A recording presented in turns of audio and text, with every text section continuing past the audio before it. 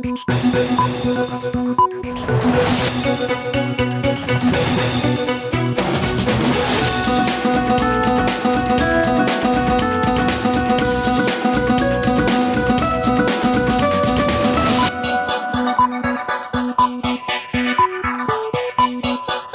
দুপুরের মাছরাঙা সংবাদে আপনাদের সঙ্গে আছি আমি নাবিলা ফেরদৌস। শুরুতে গার্ডিয়ান লাইফ ইন্স্যুরেন্স সংবাদ শিরোনাম।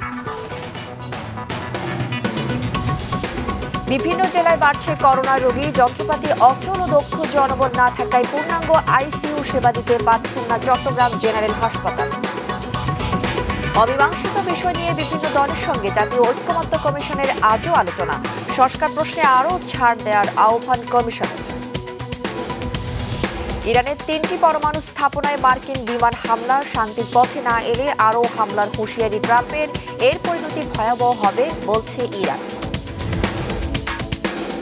শুনছিলেন শিরোনাম, এবার বিস্তারিত।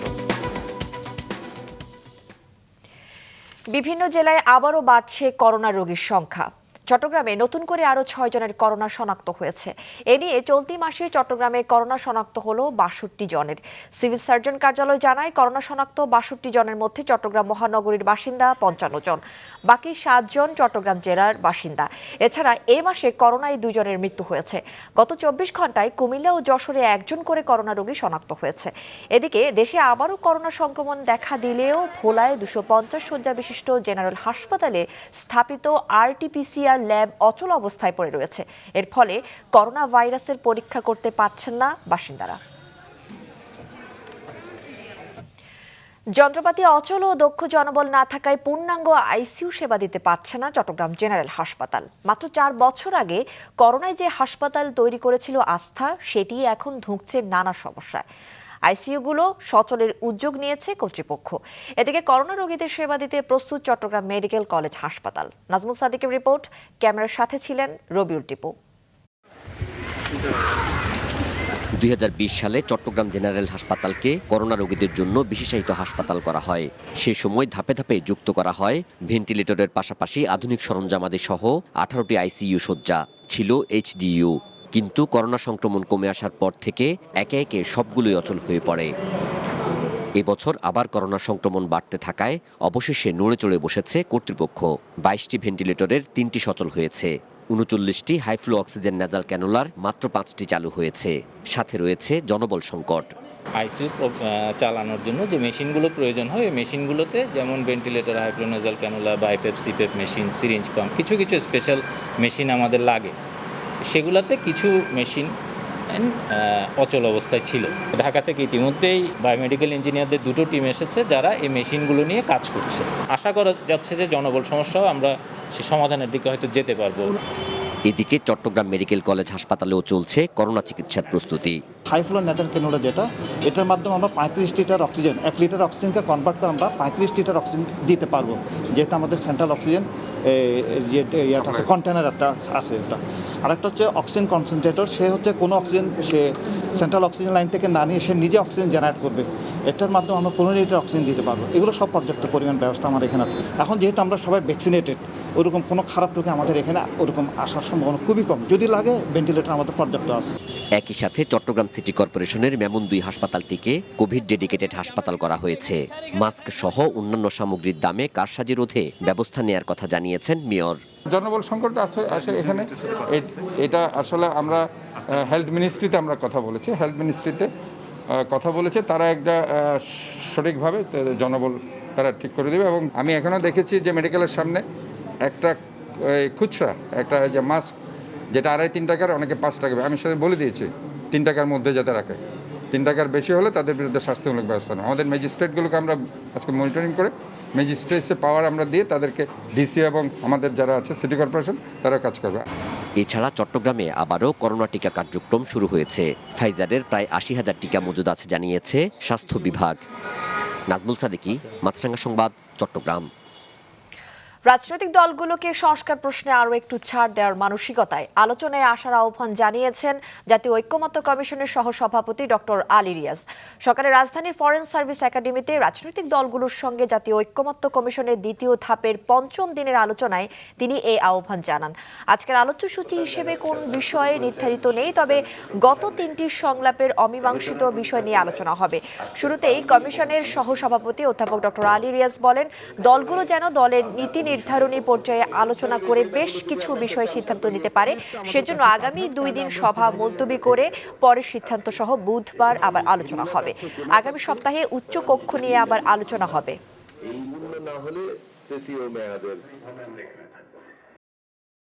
আমরা এখানে এসেছি একটা বিশেষ পরিস্থিতি, সে পরিস্থিতিটা অত্যন্ত কঠিন, কঠোর। 16 বছরের সংগ্রাম, হাজার খানেক মানুষের আত্মদান, বহু লোকের গুম হওয়ার অভিজ্ঞতা, বহু লোক এখনো নিখোঁজ। এটাই তো পরিবেশ, এটাই তো পরিস্থিতি। এই কারণেই তো আমরা এখানে আসতে পারলাম, না হলে তো এই জায়গায় আমরা বুঝতে পারতাম। ফলে এইটা একটু বিবেচনায় রেখে কোন জায়গায় আমরা একমত হতে পারি, কোন জায়গায় আমরা কতদূর পর্যন্ত যেতে পারি, একটু ছাড় দেওয়ার জায়গাটাতে আসুন। আপনারা আসছেন, কিন্তু আরেকটু আগান। অবশেষে বাজেটে কালো টাকা সাদা করার সুযোগ বাতিল করা হলো। প্রধান উপদেষ্টা ডক্টর মোহাম্মদ ইউনূসের সভাপতিত্বে অনুষ্ঠিত উপদেষ্টা পরিষদের বৈঠকে এর সিদ্ধান্ত হয়। 2025-26 অর্থ বছরের জন্য 7,90,000 কোটি টাকার বাজেট আজ অনুমোদন দিয়েছে উপদেষ্টা পরিষদ। চলতি অর্থ বছরের চেয়ে 7,000 কোটি টাকা কমিয়ে যার আকার ধরা হয় 7,90,000 কোটি টাকা। আর এনবিআরকে আদায়ের লক্ষ্য দেয়া হয় 4,99,000 কোটি। বাজেট ঘাটতি ধরা হয় জিডিপির 3.6%। নতুন বাজেটের মাধ্যমে 5.5% প্রবৃদ্ধি অর্জনের লক্ষ্য অন্তর্বর্তী সরকারের। তবে কালো টাকা সাদা করার সুযোগ রাখার পর নানা মহলের সমালোচনায় তা বাদ দেওয়ার সিদ্ধান্ত নেয় সরকার। গত 2রা জুন টেলিভিশনে বাজেট উপস্থাপন করেন অর্থ উপদেষ্টা ডক্টর সালেহুদ্দিন আহমেদ।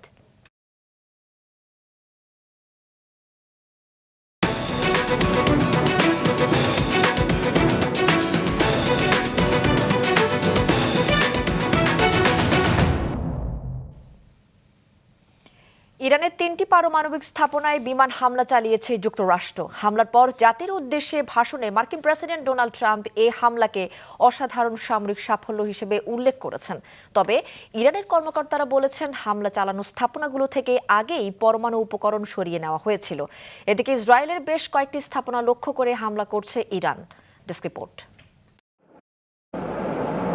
স্থানীয় সময় শনিবার রাতে ইরানের ফর্দ, নাতাঞ্জ আর ইস্পাহান এই 3টি পারমাণবিক স্থাপনায় যুক্তরাষ্ট্র হামলা করেছে।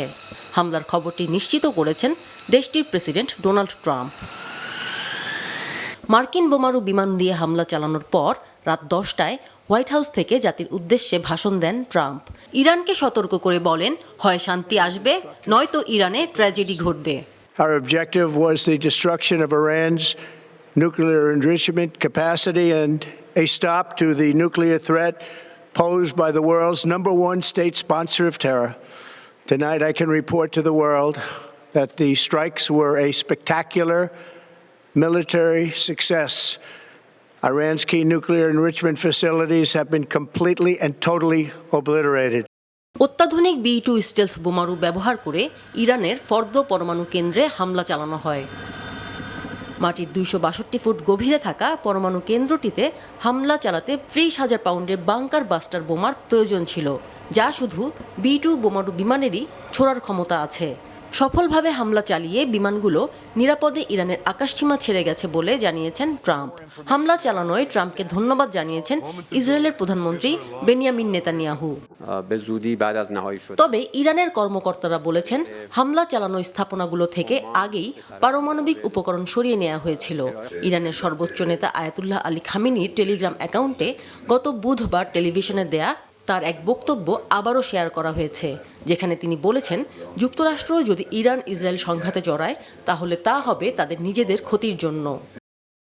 যুক্তরাষ্ট্রের হামলাকে জঘন্য ও নীতিগর্হিত বলে এর নিন্দা জানিয়েছেন ইরানের পররাষ্ট্রমন্ত্রী আব্বাস আরাকচি। ইরানের সার্বভৌমত্ব রক্ষার অধিকার আছে বলে উল্লেখ করেন তিনি।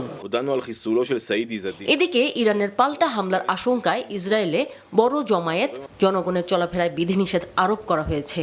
শিক্ষা প্রতিষ্ঠান, জমায়েত, কর্মক্ষেত্র ও গুরুত্বপূর্ণ ভবনে এসব বিধিনিষেধ থাকবে বলে এক বিবৃতিতে জানিয়েছে ইসরায়েলের প্রতিরক্ষা বাহিনী। আমিনা লুসি, মাছরাঙ্গা, নিউজ ডেস্ক। আগামীকাল দুপুর 12টার মধ্যে স্বাস্থ্য উপদেষ্টা ঢাকা মেডিকেল কলেজের হোস্টেল পরিদর্শন করে সংস্কারের দাবি মেনে না নিলে দেওয়া হবে কঠোর কর্মসূচি, জানিয়েছে আন্দোলনরত শিক্ষার্থীরা। অন্যদিকে কর্তৃপক্ষ জানিয়েছে দ্রুত ব্যবস্থা নিয়ে চালু করা হবে শিক্ষা কার্যক্রম। আন্দোলনরতরা সকালে কলেজের অধ্যক্ষ সহ অন্যান্য শিক্ষকদের সঙ্গে বৈঠক করে। পরে এই আলটিমেটাম ঘোষণা করে তারা হোস্টেল না ছাড়ার সিদ্ধান্ত জানায়। হোস্টেল সংস্কার সহ তাদের 5 দফা দাবির দৃশ্যমান অগ্রগতি না হওয়া পর্যন্ত আন্দোলন চলবে। এদিকে কলেজের অধ্যক্ষ সাংবাদিকদের জানান তারা শিক্ষার্থীদের দাবির সাথে একমত, তবে নতুন অবকাঠামো নির্মাণের সময় লাগবে। আপাতত হোস্টেলের ঝুঁকিপূর্ণ অংশ থেকে শিক্ষার্থীদের সরিয়ে নিতে শিক্ষা কার্যক্রম বন্ধ ও হল ত্যাগের নির্দেশ দেওয়া হয়েছে। দ্রুতই শিক্ষা কার্যক্রম শুরু হবে।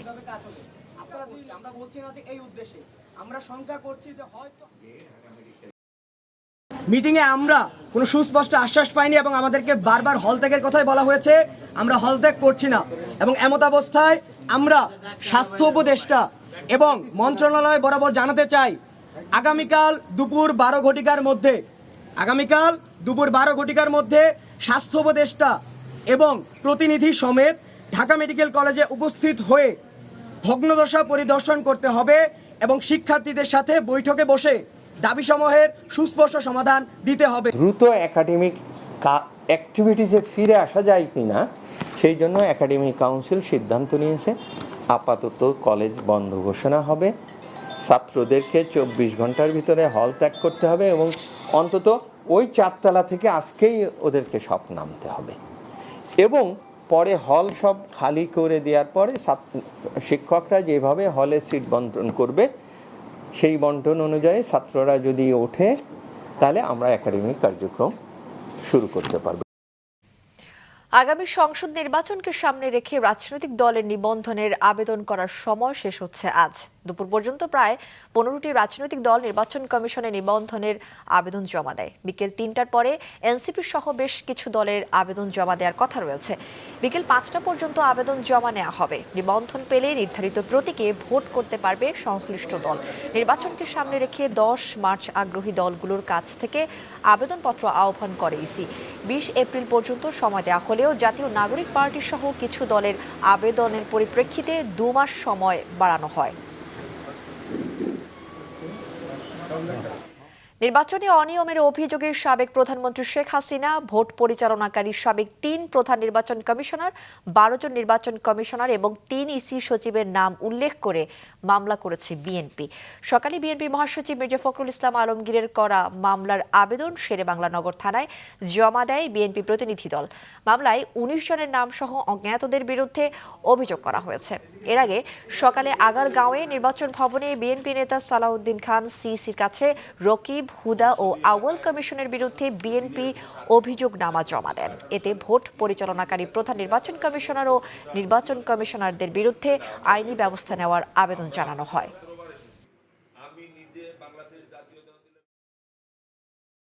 অবৈধ প্রধানমন্ত্রী শেখ হাসিনা প্রধান আর প্রধান নির্বাচন কমিশনার 2014 সালে যারা কমিশনার ছিলেন তারা, 2018 সালে প্রধান নির্বাচন কমিশনার ছিলেন যারা, তাদের সাথে কমিশনার, তাদের সাথে সচিব এবং সর্বশেষ 2024 সালে যে নির্বাচন করেছে প্রধান নির্বাচন কমিশনার এবং তাদের কমিশনার বিন্দু সচিব সহ সংশ্লিষ্ট যারা আইন শৃঙ্খলা বাহিনী যারা অতি উৎসাহে জড়িত আছে তাদের আমরা নাম উল্লেখ করেছি।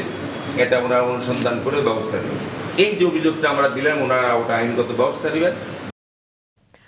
18তম শিক্ষক নিবন্ধন পরীক্ষার ভাইবার ফলাফলে বৈষম্য ও স্বেচ্ছাচারিতার অভিযোগ তুলে ফল পুনর্বিবেচনার দাবিতে জাতীয় প্রেস ক্লাবের সামনে অবস্থান নিয়েছে চাকরি প্রত্যাশীরা। সারা দেশ থেকে 2000-এর বেশি প্রার্থী প্রেস ক্লাবের সামনে অবস্থান করছেন। বিক্ষোভকারীদের অভিযোগ প্রায় 23,000 ভাইবা বঞ্চিত প্রার্থী বৈষম্য ও জুলুমের শিকার হয়েছে। অনেকেই সবগুলো প্রশ্নের সঠিক উত্তর দেওয়ার পরও ফেল করেছেন বলেও তাদের দাবি। এমন অবস্থায় ফল বাতিল করার দাবি তাদের। বর্তমান সরকারকে বিব্রত করতে তাদের ফেল করানো হয়েছে অভিযোগ করে তারা বলেন, দাবি আদায় না হওয়া পর্যন্ত তাদের অবস্থান কর্মসূচি চলবে। দেশের বেশ কয়েকটি জেলায় বেড়েই চলছে ডেঙ্গু রোগী শনাক্তের সংখ্যা। কুমিল্লায় ডেঙ্গুতে একজনের মৃত্যু হয়েছে। জেলায় নতুন করে আক্রান্ত হয়েছে 24 জন। বিভিন্ন হাসপাতালে ভর্তি আছে 35 জন। বরগুনায় নতুন করে শনাক্ত হয়েছে 78 জন। জেলার বিভিন্ন হাসপাতালে ভর্তি 221 জন। 7 দিনের অনুসন্ধান শেষে আইইডিসিআর বলছে, সুপেয় পানি না থাকায় রান্না এবং খাওয়ার জন্য ড্রাম বা মটকায় যে বৃষ্টির পানি ধরে রাখা হয়, সেখানে ব্যাপকভাবে এডিস মশার লার্ভা জন্ম হচ্ছে। চট্টগ্রামে নতুন করে ডেঙ্গু শনাক্ত হয়েছে আরও 6 জনের। চলতি মাসে ডেঙ্গু আক্রান্ত হয়েছে 87 জন। চাঁপাইনবাবগঞ্জে গত 24 ঘন্টায় নতুন করে 21 জন ডেঙ্গুতে আক্রান্ত হয়েছে। বরগুনা ও বরিশালের ডেঙ্গু পরিস্থিতি নিয়ে কিছুক্ষণ আগে জানিয়েছেন আমাদের প্রতিনিধিরা। এই 250 শয্যার হসপিটালে আইসিইউ না থাকায় চিকিৎসা ব্যবস্থায় কিন্তু একটা বড় সংকট দেখা দিয়েছে। এখানে কিছু হলেই কিন্তু বরিশাল বা ঢাকায় রেফার করা হচ্ছে। গতকালকে আমরা দেখেছি যে বেশ কয়েকজন রোগীকে কিন্তু ক্রিটিক্যাল অবস্থায় এখান থেকে রেফার করা হয়েছে। যদি এখানে আইসিইউর ব্যবস্থা থাকতো তাহলে কিন্তু রোগীরা চিকিৎসা সেবা পেত। আরেকদিকে আরও একটি সমস্যার কথা বলছি যে প্যাথোলজিক্যাল যে টেস্টগুলো, এই হসপিটালে যে সংখ্যক রোগী এখন রয়েছে প্রতিদিন কিন্তু প্রচুর টেস্ট করানো হয়। সেই ক্ষেত্রে প্যাথোলজিক্যাল যে টেস্টের যন্ত্রপাতি রয়েছে সেগুলো কিন্তু অপ্রতুল অবস্থায়। এখানে যে মেশিনটি দিয়ে সিবিসি প্লাটিলেট কাউন্ট করা হয়, সেই মেশিনটি কিন্তু গতকালকে বিকল অবস্থায় ছিল। বরিশাল শেরেবাংলা মেডিকেল কলেজ হাসপাতালে গতকাল 100 জন ডেঙ্গু রোগী ভর্তি হয়েছে। তার মধ্যে বরিশাল জেলায় আক্রান্ত ছিল 28 জন। বাকি যারা ছিল তারা বরিশাল বিভাগের বিভিন্ন জেলা থেকে আক্রান্ত হয়ে এসে এই হাসপাতালে ভর্তি হয়েছে। যে আক্রান্ত রোগীরা ভর্তি হচ্ছে তাদের সেবা দিতে ব্যাহত হচ্ছে, কারণ একজন রোগীর সাথে একাধিক ভিজিটর থাকার কারণে চিকিৎসকরা চিকিৎসা সেবা দিতে ব্যাহত হচ্ছে। সরকারি চাকরি সংশোধন অধ্যাদেশ 2025 বাতিলের দাবিতে আজও অবস্থান কর্মসূচি পালন করেছে সচিবালয় কর্মকর্তা কর্মচারী ঐক্য ফোরাম। সকালে অর্থ মন্ত্রণালয় ভবনের নিচে কর্মকর্তা কর্মচারীরা জড়ো হয়ে কর্মসূচি শুরু করেন। এর আগে বিভিন্ন মন্ত্রণালয় ও বিভাগ থেকে মিছিল নিয়ে সচিবালয় প্রদক্ষিণ করেন আন্দোলনকারীরা। পরে সংক্ষিপ্ত সমাবেশে বক্তব্য রাখেন ফোরামের নেতারা। বলেন, আর সময়ক্ষেপণ না করে ওই কালো আইন বাতিল করুন। যেসব কর্মকর্তা ওই অধ্যাদেশ প্রণয়নের সাথে জড়িত তাদের দপ্তরের সামনেও অবস্থান কর্মসূচি পালন করা হবে বলে জানান তারা। আগামীকাল সকাল 11টা থেকে দুপুর 1টা পর্যন্ত সচিবালয়ের লাইব্রেরিতে কর্মবিরতি পালন করার কর্মসূচি দেওয়া হয় সমাবেশ থেকে। ভারত বাংলাদেশ বাণিজ্য সম্প্রসারণের লক্ষ্যে শুরু হওয়া আশুগঞ্জ থেকে আখাউড়া পর্যন্ত 4 লেন মহাসড়কের নির্মাণ কাজ থমকে গেছে যন্ত্রাংশ চুরির ঘটনায়। গত বছর 5ই আগস্ট সরকার পতনের সুযোগে 6 কোটি টাকার বেশি মূল্যের মালামাল চুরি হওয়ার প্রশ্ন উঠেছে প্রকল্পের নিরাপত্তা নিয়ে। ব্রাহ্মণবাড়িয়া প্রতিনিধি আশেক মান্নান হিমেলের তথ্য ছবিতে ডেস্ক রিপোর্ট। বাংলাদেশ ভারত যৌথ অর্থায়নে 2020 সালে শুরু হয় আশুগঞ্জ নৌবন্দর থেকে আখাউড়া স্থলবন্দর পর্যন্ত 4 লেন মহাসড়কের নির্মাণ কাজ। 5,791 কোটি টাকার এই প্রকল্প বাস্তবায়ন করছে ভারতীয় ঠিকাদারি প্রতিষ্ঠান এফকনস ইনফ্রাস্ট্রাকচার লিমিটেড। তবে গত বছরের 5ই আগস্ট সরকার পতনের পরপরই প্রকল্প এলাকায় নিরাপত্তা ব্যবস্থা ভেঙে পড়ে। সেই সুযোগে একাধিক স্থানে চুরির ঘটনা ঘটে বলে অভিযোগ ঠিকাদারি প্রতিষ্ঠানের। তারা জানায়, চুরি হওয়া মালামালের মূল্য 6 কোটি 20 লাখ টাকার বেশি। এ নিয়ে গত 4ই মে ব্রাহ্মণবাড়িয়া সদর থানায় অজ্ঞাতদের আসামি করে মামলা করে ঠিকাদারি প্রতিষ্ঠানের প্রশাসন ও মানব সম্পদ বিভাগের প্রধান। অফিসের লোক ছিল না, ভারতে এরা চলে গেছিল। এই সুযোগে বিভিন্ন পয়েন্ট থেকে বা ক্যাম্পের থেকে বিভিন্ন সময় মালামাল বলে আমাদের চুরি হয়েছে। আমরা তো চাই এটার মাল পুরা উদ্ধার, কারণ এই কোম্পানির মধ্যে আমরা কাম করতে যে মালামাল গুলা নেওয়া হয়েছে বা এখনো পায় না, এগুলা ফেরত দিলে ভালো হবে, কারণ এটা আমাদের দেশের কাজ, দেশের উন্নয়ন হোক। I need the material because it was very costly. Ultimately, that theft material, I should have to return back equipment to India. প্রকল্প ব্যবস্থাপক জানিয়েছেন, নিরাপত্তা নিশ্চিত করতে নতুন করে ব্যবস্থা নেওয়া হয়েছে। 5ই আগস্টের পরে তারা বাংলাদেশে ফিরে আসে এবং বাংলাদেশে ফিরে আসার পরে বর্তমানে জেলা প্রশাসন এবং স্থানীয় পুলিশ প্রশাসনের সহযোগিতায় তাদের নিরাপত্তা নিশ্চিত করা হয়েছে এবং বর্তমানে নিরাপত্তাজনিত কোনো ঘাটতি নেই। এদিকে পুলিশ প্রশাসন বলছে, তদন্ত সাপেক্ষে দোষীদের দ্রুত আইনের আওতায় আনা হবে। এই সংশ্লিষ্ট অভিযোগ আমাদের কাছে আসার পরে আমরা মামলাটি রেকর্ড করেছি। তো এটা এখন তদন্ত পর্যায়ে আছে। আমরা যদি সুনির্দিষ্ট সাক্ষ্য প্রমাণের ভিত্তিতে আসামি গ্রেফতার করব এবং আইনগত প্রসিডিউর এটা চলমান থাকে। প্রকল্পের মেয়াদ 2 দফা বাড়িয়ে 2025 সালের জুন পর্যন্ত নির্ধারণ করা হয়েছে। তবে চুরি, নিরাপত্তা ঘাটতি ও ধীরগতির কারণে সময় মতো কাজ শেষ হওয়া নিয়ে দেখা দিয়েছে অনিশ্চয়তা। মাহফুজুল হাসান, মাছরাঙা নিউজ ডেস্ক। দুপুরের সংবাদ শেষ করছি, যাবার আগে গার্ডিয়ান লাইফ ইন্স্যুরেন্স সংবাদ শিরোনামগুলো আরও একবার। বিভিন্ন জেলায় বাড়ছে করোনা রোগী, যন্ত্রপাতি অচল ও দক্ষ জনবল না থাকায় পূর্ণাঙ্গ আইসিইউ সেবা দিতে পারছেন না চট্টগ্রাম জেনারেল হাসপাতাল। অমীমাংসিত বিষয় নিয়ে বিভিন্ন দলের সঙ্গে জাতীয় ঐক্যমত্য কমিশনের আজও আলোচনা, সংস্কার প্রশ্নে আরও ছাড় দেওয়ার আহ্বান কমিশনের। ইরানের 3টি পরমাণু স্থাপনায় মার্কিন বিমান হামলার শান্তি পথে না এলে আরও হামলার হুঁশিয়ারি ট্রাম্পের, এর পরিণতি ভয়াবহ হবে বলছে ইরান। এ ছিল এখনকার মতো। ফেসবুকে আপডেট পেতে ভিজিট করুন মাছরাঙা টেলিভিশনের পেজে, ইউটিউব চ্যানেলেও দেখতে পারেন আমাদের সংবাদ, প্রতিবেদন ও অনুষ্ঠান। আমাদের পরবর্তী সংবাদ বিকেল 5টায় দেখার আমন্ত্রণ রইল।